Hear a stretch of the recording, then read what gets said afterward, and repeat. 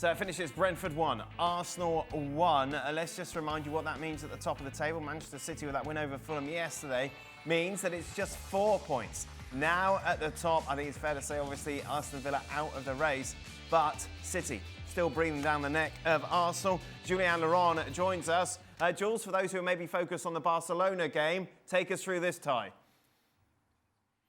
This was great, especially in the second half. The first half was maybe a bit more laborious from both teams, but Brentford in that first half preventing Arsenal from playing completely. Their press worked really well. Yannet caused a lot of problem.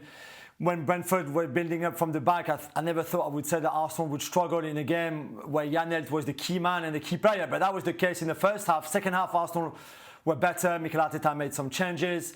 They pressed better. They were more intense. I thought they deserved to take the lead. And after that, it was very much open. And when you look at this Arsenal team with Odegaard and Saka on the bench, who would come on later, but still sitting on the bench, no Saliba.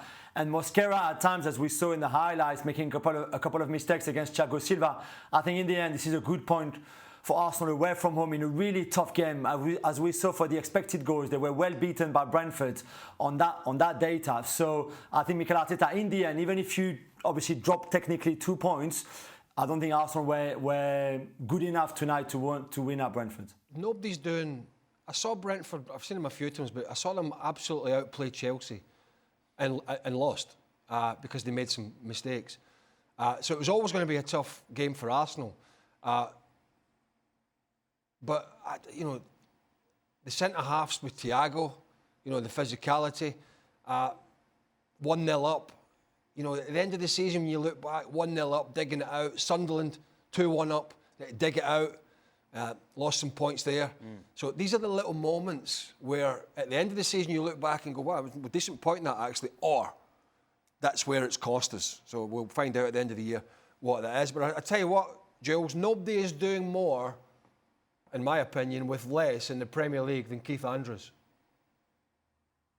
Yeah, you're right. And at the time where we talk a lot about Thomas Frank and Brentford letting him go and replacing him with Keith Andrews, and this team being even better than they were last season without Mbomo, Norgard and Wissa is pretty much exceptional. And tonight, again, they do all the basics so right. Everything in terms of their discipline defensively, how aggressive they are on the front foot. They are one of the most physical teams in the league.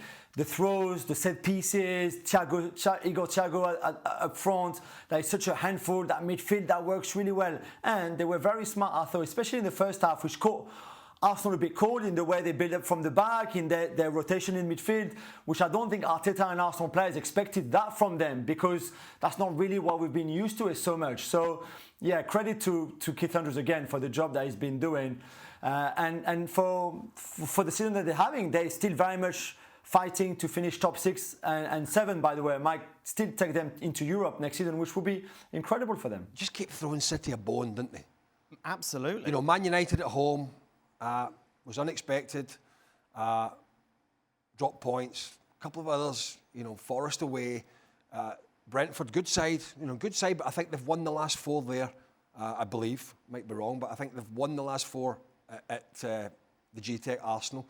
And they just keep throwing that little bone City's way, just to keep them from being demoralised. Because when you put somebody 7, 8, 9 points behind at this point of the season, you go in the dressing room as an opposing player and go, we get no. You don't say it in front of the manager, sure, because he doesn't want to hear it. But amongst the players, they say, look at this Arsenal team. Yes. They're just not good. They're relentless, and it demoralises you as the chasing team.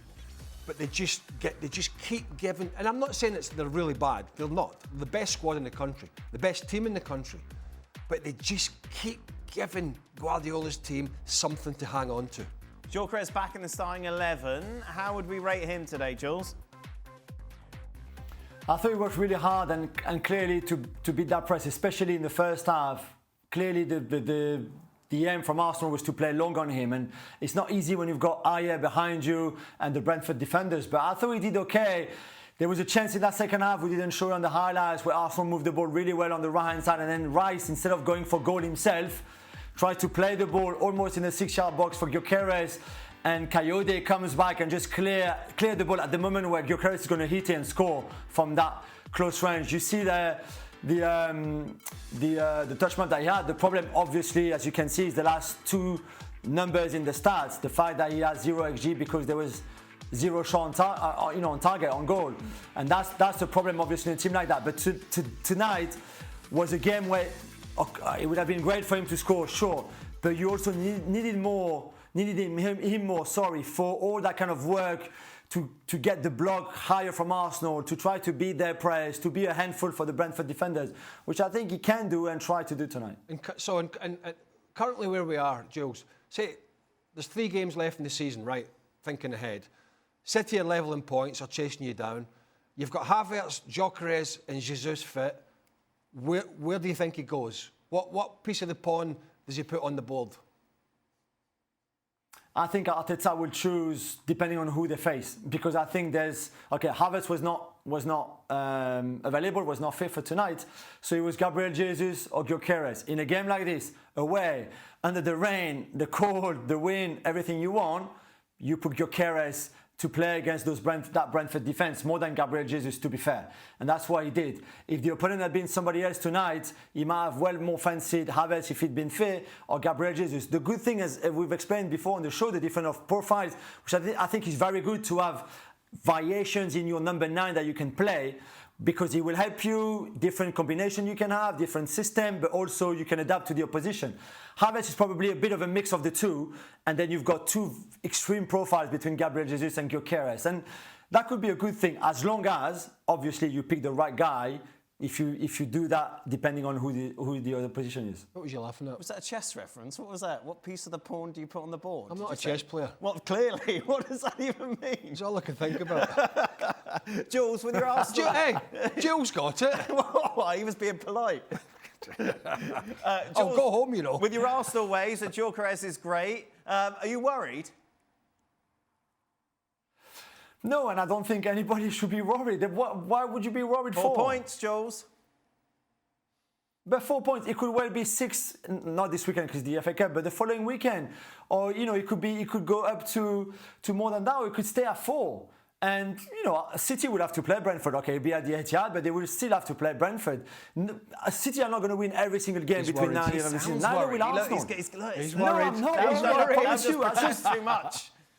Where is your bishop on the board? I don't understand why you would say they're worried. 4 points. Look, see, your voice is going high, you're talking quicker, Jules, you can feel it. Because I'm trying to convince you and to tell you that, relax, let's all relax here.